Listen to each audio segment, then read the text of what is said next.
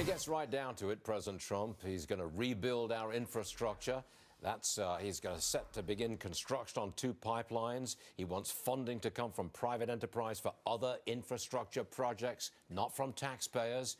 Come on in, please. Schork reports, Stephen Schork. Now, look, Stephen, I know you as an oil analyst. You're always talking about the supply and demand for oil and gasoline and where the price is going to go. But this morning, you want to talk about President Trump and how much you like what he's doing.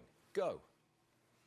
Well, absolutely, Stuart. Now, if you believe in U.S. energy, if you believe that U.S. energy is the catalyst that will finally spur this long-anticipated but unseen to this point renaissance in U.S. industrial might, then you have to like these decisions.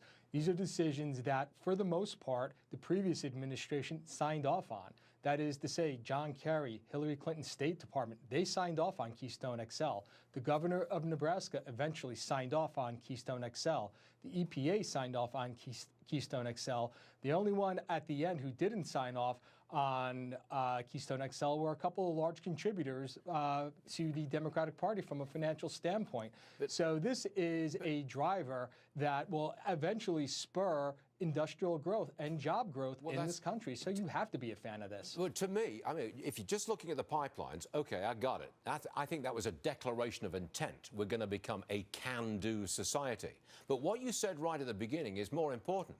You're saying that President Trump's energy policy, that is energy independence and lower prices, that is what kickstarts our growth in America. You holding to that?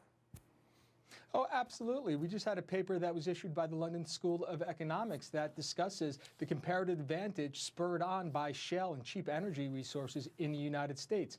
Here in my home state of Pennsylvania, Shell, after about 6 years, finally went through and is going to build an ethane cracker. That's going to put 6,000 construction workers to work immediately and in the long term employ 600 people in the Mon Valley in the diaspora, which was the steel industry of the 1980s.